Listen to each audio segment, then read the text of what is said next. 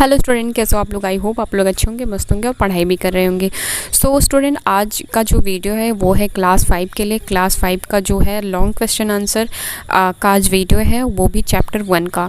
तो सबसे पहले हम 1 लाइन क्वेश्चन आंसर आज देखेंगे, उसके बाद हम नेक्स्ट पार्ट में देखेंगे लॉन्ग क्वेश्चन आंसर। ठीक है, तो आज हम सबसे पहले हम क्वेश्चन पे आते हैं और देखते हैं कि हमारा 1 लाइन क्वेश्चन आंसर क्या है। लेकिन उससे पहले हम क्या देखेंगे कि हमारे चैप्टर का नाम क्या है, जो कि मैंने आप लोगों को पढ़ा दिया है, वीडियो पढ़ा ही है। तो अगर आपने इस चैप्टर को नहीं पढ़ा तो सबसे पहले जाके चैप्टर को पढ़िए। तो ये है रिप्रोडक्शन इन प्लांट। तो इसका जो क्वेश्चन है वो हमारा जो पहला क्वेश्चन है वो है what is a germination of seed. Seed का जर्मिनेशन क्या कहलाता है।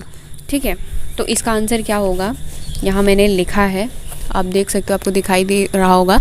ठीक है, तो मैं इसको बोल रही हूँ, आप इसको अच्छे से समझ लेना। अगर आप चाहें तो आप नोट भी कर सकते हैं। ठीक है, the process by which the baby plant comes out of the seed. Germination of seed को क्या कहते हैं, the process by which the baby plant comes out of the seed. जब सीड से जो बेबी प्लांट आते हैं उन्हें हम क्या कहते हैं, सीड ऑफ जर्मिनेशन। आपने देखा होगा कि कोई सीड आप रख दो, मान लो चने का जो बीज है, अगर आप उसको भिगो के रख देंगे और पानी से निकाल के रख देंगे तो उसके ऊपर से वो जो बर्ड आता है जिसे हम क्या कहते हैं, बेबी प्लांट कहते हैं।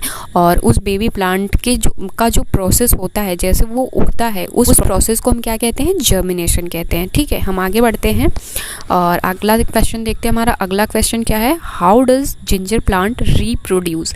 जिंजर प्लांट रीप्रोड्यूस कैसे होते हैं। इसमें एक मिथ है कि बहुत लोग ऐसा बोलते हैं कि जो जिंजर प्लांट होता है वो रूट से होता है, उसका जो हम खाते हैं वो रूट होता है, बट वो रूट नहीं होता है, वो होता है स्टेम होता है। ठीक है, तो ginger plant reproduce by the underground stem. जब आप उसको लगाते हैं तो उसके अंदर जो स्टेम रहता है उसके थ्रू वो रिप्रोड्यूस होता है। ओके, आगे हम देखेंगे हमारा तीसरा, और देखते हैं हमारा तीसरा क्वेश्चन क्या है।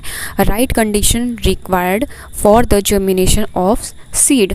कि सीड को जर्मिनेट होने के लिए, उगने के लिए, सीड को जर्मिनेट होने के लिए मतलब कि बीजों को अंकुरित होने के लिए किन किन चीज़ों की आवश्यकता होती है, कौन सी अवस्था में वो अंकुरित होती है। तो यहाँ इसका आंसर जो है मैंने यहाँ लिखा है, all seed need water, oxygen and proper temperature in order to germinate. कि सारी जो बीज होती हैं, बीज उनको जर्मिनेट होने के लिए, उगने के लिए पानी की आवश्यकता होती है, ऑक्सीजन की होती है और प्रॉपर टेम्परेचर की होती है। एक और चीज़ होता है जो लाइट होता है। लाइट मतलब जो हमें सूर्य के प्रकाश से मिलता है। ठीक है, इन सारी चीज़ों की आवश्यकता होती है एक सीड को अंकुरित होने के लिए, मतलब जर्मिनेट होने के लिए। आप लोगों को आंसर क्लियर हो गया होगा। और हाँ, फोर्थ क्वेश्चन पे हम बढ़ने से पहले एक बात आप लोगों को बोल देना चाहते हैं। अगर आप लोगों के बुक में अगर आप लोगों के बुक में कोई और क्वेश्चन है तो आप मुझे कमेंट बॉक्स में लिख सकते हैं।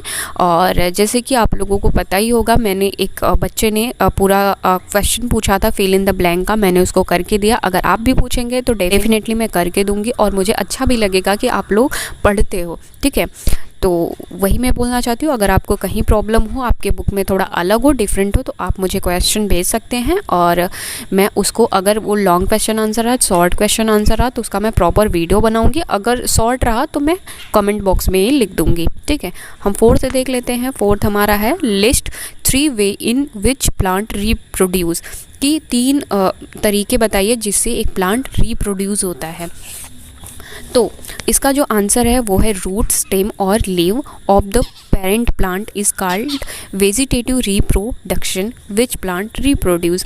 तो जो उसका फर्स्ट प्रोसेस ये होता है कि कुछ जैसे रिप्रोडक्शन तो बहुत सारी चीज़ों से होते हैं, सेक्सुअल, असेक्सुअल। रूट से भी बहुत सारे प्लांट होते हैं जो रिप्रोड्यूस होते हैं, स्टेम के थ्रू भी बहुत सारे प्लांट होते हैं जो रिप्रोड्यूस होते हैं, लीव्स के थ्रू भी प्लांट रिप्रोड्यूस होते हैं। लीव्स के थ्रू मैंने आपको बताया था। तो आपका ये क्वेश्चन है कि लीव्स के थ्रू ऐसे कौन से प्लांट हैं जो लीव्स के थ्रू रिप्रोड्यूस होते हैं, कमेंट बॉक्स में ज़रूर लिखना।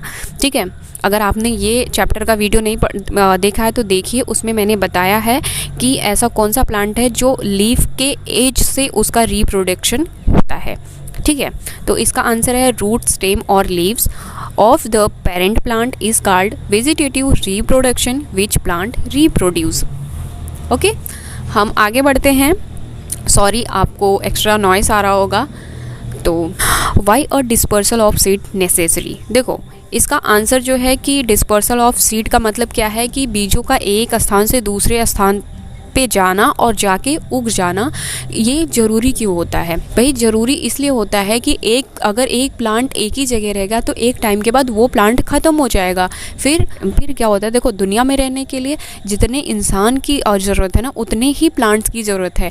हमें प्रॉपर मात्रा में कार्बन डाइऑक्साइड मिले, इसलिए कि दोनों का जो संतुलन है प्लांट का और एनिमल्स का, वो इक्वली होना चाहिए। ठीक है, तो इसलिए ये भी ज़रूरी है, जैसे इंसान बढ़ते जा रहे हैं वैसे प्लांट का भी बढ़ना ज़रूरी है।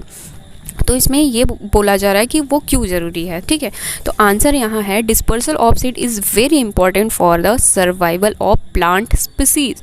प्लांट स्पीसीज़ को बढ़ाने के लिए, जीवित रखने के लिए डिस्पर्सल ऑफ सीड का होना बहुत ही ज़रूरी है। तो डिस्पर्सल ऑफ सीड का मतलब आप समझ चुके होंगे। डिस्पर्सल कैसे होता है? इंसानों के द्वारा होता है, हवा के द्वारा होता है, पशुओं के द्वारा होता है। तो बहुत सारे तरीके होते हैं डिस्पर्सल के। तो ये जो क्वेश्चन था, 1 लाइन क्वेश्चन, ये ख़त्म हो चुका है। नीचे आप देख सकते हैं, ये है लॉन्ग क्वेश्चन आंसर, जिसका वीडियो मैं जल्दी लाऊंगी 1-2 दिन में। तब तक आप इस वीडियो को अच्छे से देखिए, पढ़िए, समझिए। और हाँ, अगर आपको कहीं प्रॉब्लम आ रही है तो आप कमेंट में पूछ सकते हैं। ठीक है, तो आज के लिए वीडियो बस इतना ही। मिलता है आपसे नेक्स्ट वीडियो में। तब तक के लिए आप पढ़ाई करते रहिए और चैनल के साथ जुड़े रहिए और ज़्यादा से ज़्यादा लोगों को शेयर करिए ताकि और लोगों की हेल्प हो सके। ठीक है, चलिए पढ़ते रहिए। Bye bye, take care.